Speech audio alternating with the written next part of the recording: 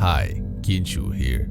Atlas was released on update 17.5, and since then, a lot of mods have been added that improve its gameplay. My high endurance build focuses on high power strength and solo survivability. However, it's not very efficient and it's hard to keep up energy generation for power usage. In this video, I'll show you the new build I use for Atlas that is much more energy efficient as well as involves more power use. This is Rumbling Landslide Atlas.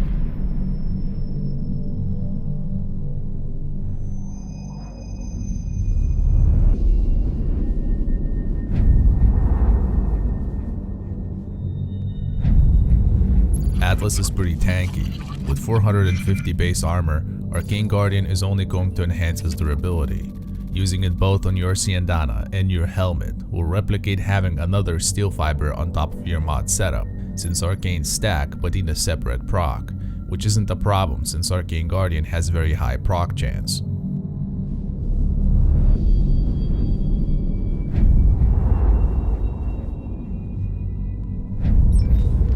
Atlas has 3 innate polarities, Madurai, Vazarin, and Naramon. You will need 4 formas for this build, adding 2 Vazarin and 1 Madurai polarities, as well as replacing the Aura's Madurai polarity to a Vazarin polarity. Corrosive projection for Aura. Since Landslide scales off melee mods and Steel Charge is additive, it's not worth using it. Power Drift for the Exila slot for extra power strength, Vitality and Steel Fiber for health and armor, which gives good survivability. Quick Thinking and Rage for a much higher effective health pool, as well as more reaction time to burst type enemies. Fleeting Expertise and Streamline for power efficiency, Blind Rage for power strength, and lastly, Prime Continuity for power duration. This is a well-rounded build that will give you good duration with power range, which will allow you to easily hit enemies with Landslide's AoE, as well as having Rumblers active all the time. With the added Rumbler aggro, as well as much better power efficiency and strength, this build triumphs over the high endurance one.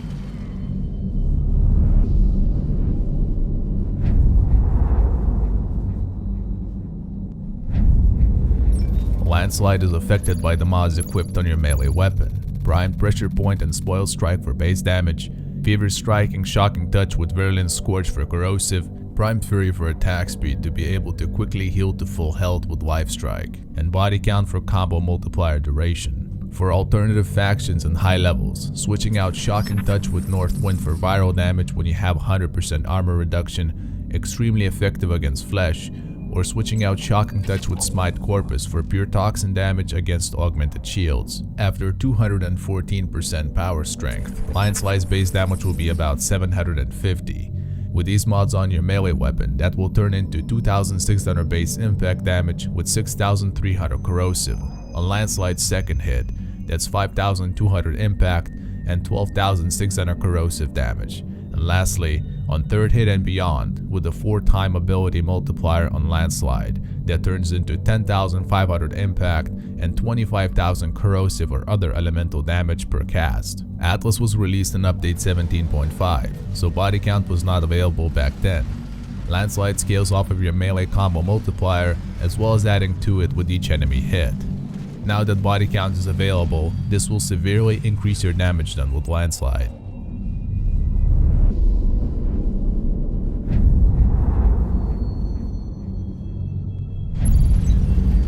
During gameplay, summon your Rumblers that last 40 seconds.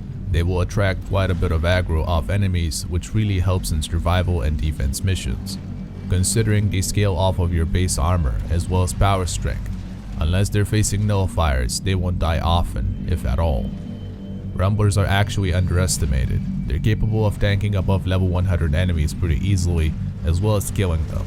Even though they don't kill high level enemies very fast, they stagger on every hit and ragdoll them occasionally. Their main purpose is to distract and absorb aggro, but the fact that they're capable of killing as well is great. Atlas's passive ability prevents him from being knocked down as long as he's touching the ground, so Handspring isn't necessary in the Exila slot.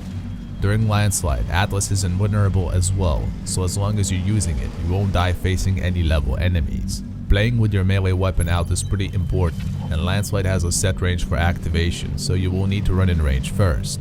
During that, you should be blocking any incoming projectiles, and doing that while channeling will proc Life Strike mod you have on your melee weapon, effectively recovering your health. Having Primed Fury on your melee weapon will negate the negative Spoiled Strike attack speed reduction, as well as improving it beyond that, allowing you to quickly recover with channeled melee hits. Using terrain to your advantage to not get hit will allow you to stay alive, as well as get in range for Landslide. When going against Scorpus, it's important to prioritize nullifiers yourself first, as they will instantly kill rumblers as soon as they come in contact with a bubble. Paying attention to your surroundings is crucial, since at high levels, the very high burst damage enemies such as Scorpus Techs, Grineer Scorchers, snipers, or enemies on ramparts will kill you even through the help of quick thinking. That's why it's important to be blocking enemy burst damage while channeling.